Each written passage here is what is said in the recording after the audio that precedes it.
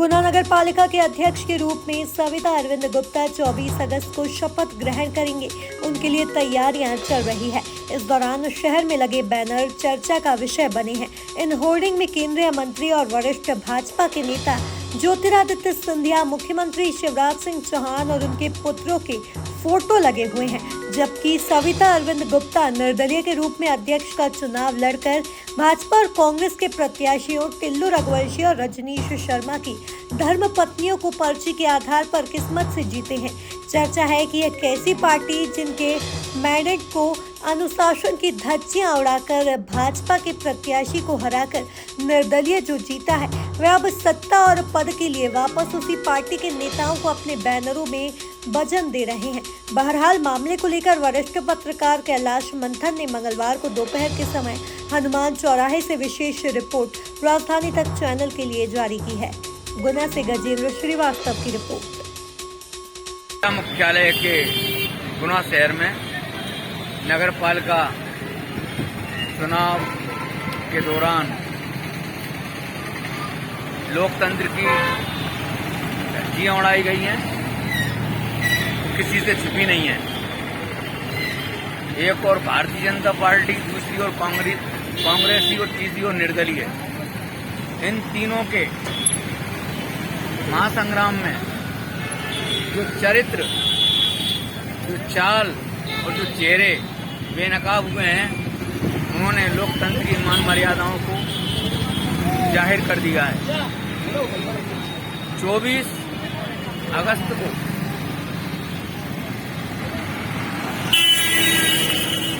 यहाँ पर नवनिर्वाचित अध्यक्ष का चार्ज ग्रहण समारोह होगा। फिलहाल यह पदारोहण समारोह चर्चाओं में और विवाद का विषय बन गया है, क्योंकि भारतीय जनता पार्टी ने जिस उम्मीदवार को मैंडेट दिया था, उस उम्मीदवार की हार के बाद निर्दलीय प्रत्याशी, जो कि कांग्रेस के प्रत्याशी को पराजित करके और पर्ची के आधार पर चुनाव जीते हैं, 13 के रेसों से जिस तरह इनका मामला सामने आया था और उसमें श्रीमती सविता अरविंद गुप्ता का भाग्य प्रबल रहा। कल सारे राजनीतिक दलों के अरमानों को ध्वस्त करते हुए निर्दलीय प्रत्याशी नगर पालिका गुना का चार्ज संभालेंगी। आइए देखिए, बांध के दिखाते हैं। शहर के अंदर हनुमान चौराहे पर एक होर्डिंग लगा हुआ है, जिसमें ज्योतिरादित्य सिंधिया श्रीमती रश्मि शर्मा को, जिनको कि मैंडेट मिला था कांग्रेस का, उनसे विद्रोह करके और चुनाव हार चुके हैं। वहीं क्या नवनिर्वाचित अध्यक्ष और उनके पति पर कार्रवाई की जाएगी? ये सवाल पूरे शहर के अंदर चर्चित है। सवाल इस बात का है कि क्या पैसे के बल पर, धन बल पर जीतने वाला चुनाव ईमानदारी से इस नगर पालिका को संचालित कर पाएगा,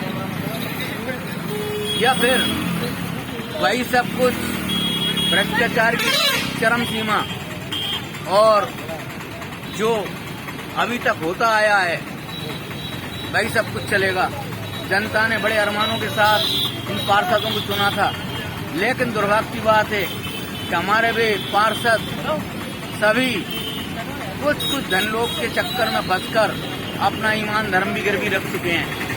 ऐसे में इन पार्षदों से और नगर पालिका के चुनिंदा अधिकारियों से, पदाधिकारियों से कैसे कल्पना की जा सकती है कि इस शहर में प्रशासन सुचारू चलेगा, सत्ता स्वच्छ रहेगी, नगर पालिका प्रशासन स्वच्छ रहेगा और भ्रष्टाचार का खात्मा हुआ।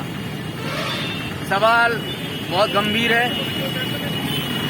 इस बात पर हम सभी जनता को विचार करना होगा और राजनीतिक दलों को भी सोचना होगा कि क्या ये स्वच्छ राजनीति का प्रतीक है।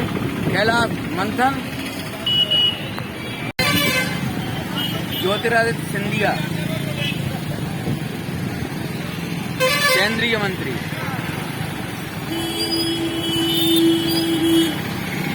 से लेकर भारतीय जनता पार्टी के सभी वरिष्ठ नेताओं का भी फोटो दिया गया है। शहर में इस बात की चर्चा है कि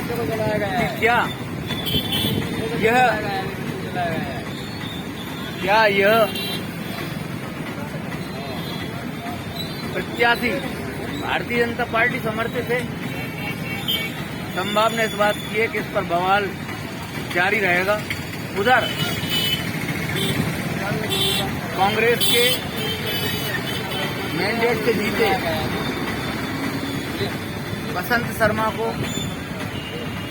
और उनकी धर्मपत्नी को जलाया गया है। देखा जा रहा है कि कांग्रेस में निष्कासित कर दिया गया है।